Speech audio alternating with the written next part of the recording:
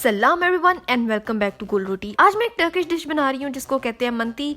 ये रेसिपी मुझे यूट्यूब पे मिली थी जिसका लिंक मैं डिस्क्रिप्शन में दे दूंगी। देखने से ही मुझे बड़े मजे की लग रही थी। हाँ, क्योंकि टर्किश खाने थोड़े फीके फीके होते हैं, पाकिस्तानियों को जरा मर्चीली और भड़कीले खाने पसंद है, तो शायद कुछ लोगों को ये अच्छा ना लगे। अब मुझे फीके खाने पसंद है तो ये मुझे बहुत मजे का लगा था। ये मैक्रोनी डिश है, बहुत मजे की है। If you know me, you know how much I love pasta, तो ये तो मुझे बनाना ही था। तो इसको मैंने शुरू किया। मैंने एक पैन में ले लिया 3 टेबल स्पून ऑलिव ऑयल, जैतून का तेल। अगर आपके पास जैतून का तेल नहीं है तो आप सादा तेल भी यूज कर सकते हो। उसके बाद जी 2 प्याज लेनी है मीडियम, और उनको चॉप कर लेना है। अब यहाँ पे आपको थोड़ी सी क्वालिटी मेरी थोड़ी सी अजीब सी लगेगी, क्योंकि हुआ ये कि जिस दिन मैंने इस वीडियो को रिकॉर्ड करना था मेरा कैमरा खराब हो गया था और वो अभी तक खराब ही है, तो मैंने इसको मोबाइल पे शूट किया, तो इसलिए क्वालिटी थोड़ी सी आपको कॉम्प्रोमाइज करना पड़ेगा। 2 प्याज को लेके मीडियम प्याज को मैंने चॉप कर लिया है। अगर आपके पास बड़े प्याज है तो एक ही बड़ा प्याज लेना है, अगर छोटे है तो 3 छोटे प्याज ले लेने हैं।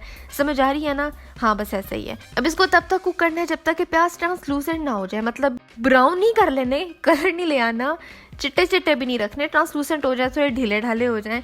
फिर इसके बाद जाना है हमारा अगला इंग्रेडिएंट, जो कि है कीमा। अब कीमा बीफ का यूज कर लो, मटन का यूज कर लो, मिक्सचर यूज कर लो। मैंने मटन लिया था 300 ग्राम। अब मटन इसमें डाला। अब कीमा डाल के इसको बड़े अच्छे से तोड़ लेना है, अच्छे से मिक्स कर लेना है अपने प्याज के साथ। मिक्सी कर लेना है। चिंटू द वुडन स्पून से ले भाई, एंट्री हो गई बड़े अरसे बाद। अब इसमें जाएगा नमक हस्बे जायका, और फिर इसमें जाएगी कुटी हुई काली मिर्च 2 टीस्पून, या अगेन हस्बे जायका जितना आपको अच्छा लगे।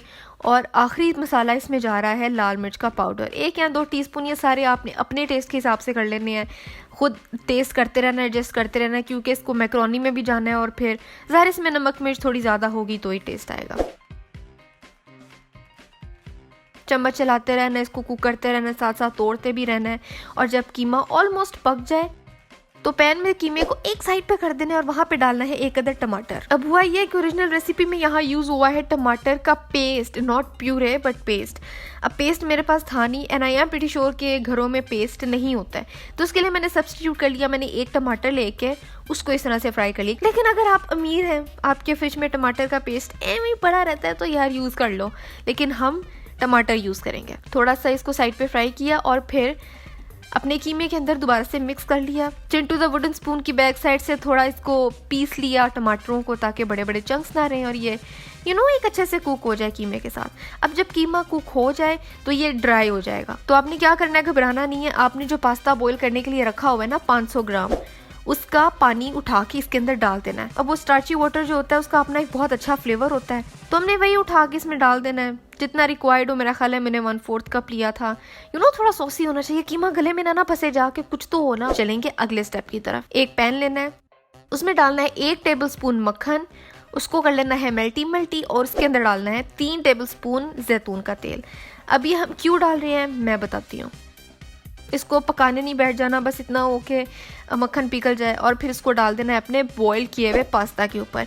अब क्योंकि पूरी डिश में ज़्यादा तेल का इस्तेमाल नहीं हुआ, और अगेन वही एक फैक्टर आ जाता है कि अगर ऑयल ना हो तो आपका खाना बड़ा ड्राई हो जाता है, इसलिए हम इसमें बटर डाल रहे हैं। एक तो उससे बहुत अच्छा फ्लेवर भी आएगा, पास्ता में एक बहुत रिच टेस्ट भी आएगा, और ये एक अच्छी सी कोटिंग भी हो जाएगी। तो बटर मेरा नहीं ख्याल किसी को हर्ट करेगा। अब क्योंकि यहाँ पे मैंने प्रेजेंटेशन के लिए एक छोटी सी डिश ली थी, आपने बड़ी डिश लेनी है, क्योंकि जाहिर है आपने इतना सारा जो 500 ग्राम पास्ता बनाया आपने उसी को सर्व करना है। प्लेट में पहली लेयर लगाई आपने पास्ता की, मैक्रोनी रखी, उसके ऊपर जाएगी दूसरी लेयर, और उसके लिए एक लेना है बोल, उसमें डालना है टोटल दही लगेगा 2 कप, और उस 2 कप दही के अंदर आपने डालना है 3 या 4 जवे लहसुन के ग्रेट कर लेने हैं। अब ये डिपेंड करता है कि आपको इसका टेस्ट कितना पसंद है।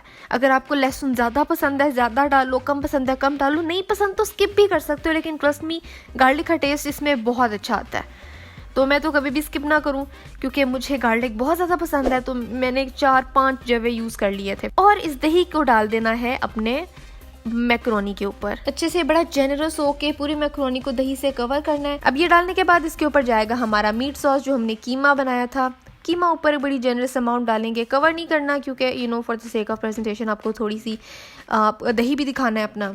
उसके बाद जी हमने दोबारा से पैन लेना है और उसके अंदर डालना है 1 टेबल स्पून मक्खन, और इस 1 टेबल स्पून मक्खन को मेल्ट करके इसमें डाल देना है 1 टेबल स्पून ही चॉप किया हुआ पुदीना। अब यहाँ पे ओरिजिनली यूज हुआ था ड्राइड मिंट, मतलब सूखा हुआ पुदीने का पाउडर जो होता है। मेरे पास नहीं था तो मैंने फ्रेश मिंट यूज कर लिया, लेकिन फर्क कोई नहीं पड़ा, टेस्ट इसका भी बहुत अच्छा था। इसको 1-2 मिनट इसके अंदर कुक करना है ताकि मिंट अपना फ्लेवर छोड़ दे। सॉस को उठा के मैंने अपनी सर्विंग डिश में डाल दिया। अब ये बटर की क्वांटिटी इतने के लिए काफी थी, लेकिन क्योंकि आप ज्यादा सर्व कर रहे हैं तो आप, मेरा ख्याल है कुछ 4-5 टेबलस्पून मक्खन और 4-5 टेबलस्पून ही पुदीना भी लेंगे। और ये ले जी, आपकी बहुत मजे की और बहुत ही इजी टर्किश मंती तैयार है। टर्किश खाने वैसे भी बहुत मजे के होते हैं, तो आपने ना इसको जरूर ट्राई करना है। सब लोगों में बैठ के शोखियां मारनी है कि ये टर्किश फूड है। मैं फिर से बोल रही हूँ, स्पाइसेस को एडजस्ट कर लेना। अब चाहो तो इसमें चिली फ्लेक्स भी डाल सकते हो, उससे भी बड़ा अच्छा टेस्ट आता है। इसमें बहुत ज्यादा स्पाइसेस नहीं है जैसे हम लोग डालते हैं। इनके खाने में बड़े कम मिनिमल स्पाइसेस होते हैं और वही बड़ा अच्छा टेस्ट देते हैं। तो आपने इसको जरूर ट्राई करना है और इसकी तस्वीर मुझे इंस्टाग्राम पे दिखानी है ताकि मैं इसको अपनी स्टोरी पे लगा सकूं। मेरा इंस्टाग्राम नीचे डिस्क्रिप्शन में है, जाके मुझे वहां पे फॉलो कर लो। और हाँ, जो तस्वीरें आप लोग मुझे भेजते हो प्लीज मेक श्योर करिए कि वो क्लियर हो, अंधेरे में ना ली हो, क्योंकि ज्यादा ये होता है कि जो तस्वीरें मुझे आती हैं वो पता नहीं अंधेरे में ली गई होती हैं, या वो ब्लरी होती हैं, या वो इतना क्लोजअप होता है कि पता ही नहीं चलता कि ये मैं क्या देख रही हूँ। और फिर जब मुझे समझ नहीं आती तो मैं उसको अपनी स्टोरी पे नहीं लगाती और फिर आप लोग मुझसे शिकायत करते हो कि भाई हमारी तस्वीर स्टोरी पे लगाओ। तो प्लीज पिक्चर्स थोड़ी ऐसी लिया करे कि देखने में समझ आए कि मैं देख क्या रही हूँ। आज के लिए बस इतना ही था। मेरी लास्ट रेसिपी ये रही, यहाँ देखे सब्सक्राइब यहाँ करें। मेरा पहला चैनल है सनस बकेट, उसको भी सब्सक्राइब करें। अगली रेसिपी कौन सी होनी चाहिए मुझे भी बताएं, और मैं मिलती हूँ आपसे अगली वीडियो में एक नई रेसिपी के साथ।